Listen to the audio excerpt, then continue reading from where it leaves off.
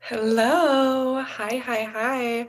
Welcome to today's video. I'm so excited to be sharing this topic with you because I know that it is a really juicy one.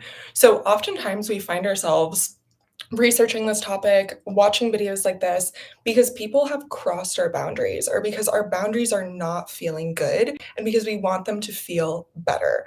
So I'm so happy that we found each other in this giant world. I'm a professional healer and I've helped thousands of people working on having a more conscious lifestyle. So that means having boundaries and alignment and really true happiness and healthiness in every single part of their life. So I'm really excited for us to dive into the topic today. So, like we were just talking about, when we come across boundaries for the first time, it's often because we don't feel good, because we're noticing that someone is continuing to cross our boundary and we want to make people respect us. We want to feel good. So we're so focused on how to make another person respect our internal boundaries and our internal code. And oftentimes that can lead us to then researching how to communicate our boundaries and things like that, which is really valuable. But in my opinion, as a professional healer, this is so many steps down the line, and we're missing a really essential step in this boundary setting process that I'm going to be sharing with you right here and right now. So, if you're noticing that other people are not respecting your boundaries or that you're feeling icky in relationships, it's often because of boundaries. So, anytime that we're having conflict with another person, we're feeling super icky like that, it's because there are boundaries that are not being respected or communicated or navigated in a certain way, and we can better align ourselves to our healthy boundaries. So, how we're going to do that is not by communicating with the other person first. First, we're going to go inside into our inner world and identify what boundaries do we need right now. One of the ways that I can identify boundaries really easily in my life is through frustration. And I know this because this is part of my human design.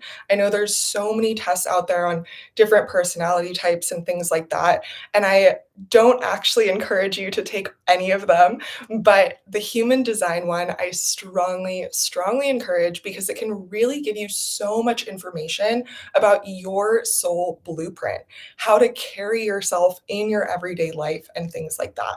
So, in my human design chart, one of my misaligning emotions is frustration. So when I feel frustrated with my loved ones or anyone in my life, I know that it's time to go within and identify where I need to create a new boundary. Let's say I'm feeling really frustrated with the people at the gym. Maybe that's not the best time for me to go to the gym anymore, right? There's can be different boundaries that we create within ourselves so that we can have a much better relationship with all of the people around us. And it starts with us first. We're going to continue to dive into this because I know this is kind of a difficult topic to understand, but we often cross boundaries with ourselves without even realizing. And one of the ways that we do this is, for example, by saying, like, I'm not going to check my phone in the morning, but then you do every single morning. Or maybe you're saying, I'm not going to have junk food, or I'm not going to do this thing, or I'm not going to call him, I'm not going to text him, but you end up doing it anyways. Other ways that we cross our boundaries are by saying that we're going to read every single day, or make a commitment and then we break that commitment to ourselves. So it's really easy to focus on when other people break these little nuanced, subtle commitments and how it makes us feel. But it's so important also to identify when we're breaking those commitments to ourselves and how we treat ourselves in those moments. It is very natural and normal to be learning about boundaries. Like I said, I'm a professional healer, I'm professionally licensed, and I'm still learning new things about boundaries as I navigate new relationships in my life and get to new levels as I live my life. And that's completely natural and completely normal. Many years ago, I would have been so confused by that statement because I thought that if you just watch a video about boundaries, then you'll just master it. just one and done, but that is not how it works. It is a practice. And the more we practice it, the better all of our relationships can feel because when our boundaries feel good and healthy and aligned, um, yeah, everything will flow. I'll explain how it happens in just a bit. So, one of the ways that you want to improve your own level of self esteem and self confidence is working on staying committed to the boundaries that you have for yourself. And there's so many different ways that you can do this. I'm even feeling like tension in my body as I'm saying this because we often feel stressed when we're thinking about commitments, bad habits, how we can't necessarily align our behavior to what we want in the world. So I want you to just take a collective deep breath with me in through the nose and out through the mouth. Because we are going to be starting to do things new. It's really, really important when you are establishing boundaries within yourself and establishing new commitments with yourself to be kind to yourself, to not abandon yourself through this process, to not punish yourself or be mean to yourself. How you treat yourself really, really matters. And focus on just setting boundaries within your own self for a little bit. Even though other people might be hurting you or crossing your boundaries or whatever it is, give yourself just a few months to just focus on how you treat yourself when you uphold that boundary or when you cross that boundary, because that is so important. When you check your phone in the morning after you told yourself that you're not going to, are you then harsh to yourself and critical and you're like, "Oh, I always mess up?" Or do you say things like, "Well, it's hard to break a habit that I've always been doing. Let me do some journaling about what this habit serves in me so that I can serve that part of me in different ways that feel healthier to me."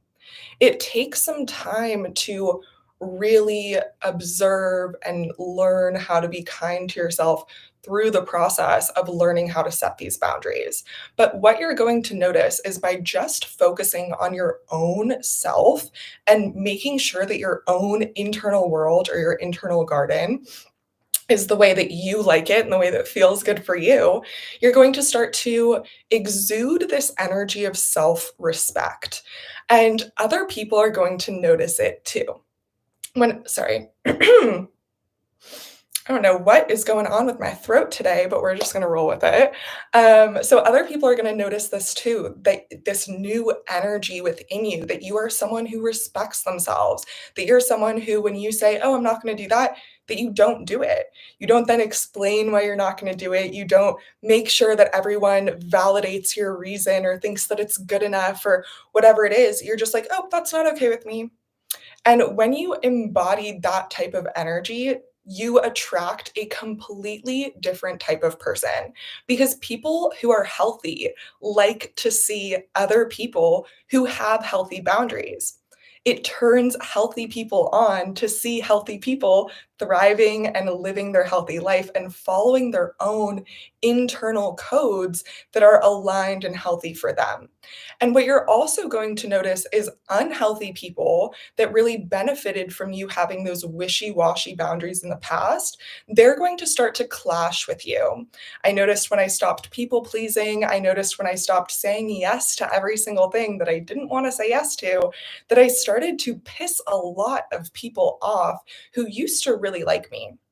And when people get pissed off and they no longer get that thing that they need, they can get really angry at you and they can tell you things like, "You need to support me more. You need to do these things. This is wrong with you," right? That's kind of where we can start to get in those conflicts and feel really, really confused about ourselves because we just had this amazing relationship with someone and now the person is not supporting this new level of us. So it's so important to be observant not only in your own self, we take that time within ourselves to practice noticing and observing and living life with an open hand, letting go of behaviors, letting go of how we treat ourselves, just in a process of letting go, letting go, letting go, so that when we have those little clash experiences with our loved ones as we evolve into our next level, we can let those experiences go or let those people go, depending on what is needed for the situation. So, having healthy boundaries within yourself is truly the healthiest thing that you can do for yourself because it raises your self esteem. It allows you to feel confident. You start to exude this self respect. And then you don't have to worry so much in your mind about how to communicate what your boundaries are. One of the things that is really important to not do when communicating boundaries is saying, hey, I'm developing this new boundary. I have this boundary, or something like that. That is one of the ways that I don't communicate my boundaries. I often use actions to communicate boundaries. I feel like actions speak so much louder than words. For example, instead of telling someone, hey, I have a boundary where no one's allowed to call me at 4 p.m. on Fridays. I just have my phone on Do Not Disturb at 4 p.m. on Fridays so that I don't receive any calls at that time because it tends to stress me out after having a whole entire week of calls, even if it's someone that I really, really love. But if it's 5 p.m., I feel great. So I have a little thing on my phone. Technology these days is so incredible where you can set like a work schedule so it automatically puts your phone on do not disturb at times that you don't want people to call you. There's so many incredible creative ways that we can use boundaries to really step into our highest alignment and to be our best self. So if any of this resonated with you, I'm so, so glad. This is a journey. Excuse me. This is a journey. This is not a one step process, and this is not a destination. There isn't just a day that we wake up one day and we're like, okay, boundaries are mastered. I'm never going to have to think about that again. Because if you are a person that wants to be in connection with other people, wanting to have a business, wanting to have friends, wanting to be in love, which is all of what our human nature wants to do, then learning these boundaries at every single new phase of your life is going to be so essential for your true happiness and healthiness. So thank you so much for letting me share this with you. If this resonated with you, check out the description box down below. I have some more ways that we can work together. I even have a really, really fun free masterclass that so many people have been loving. So I'm excited for you to check that out. Let me know how you like it. If you try it out, you can send me a message on Instagram. I love to hear from you. I love to support you and cheer you on in your journey.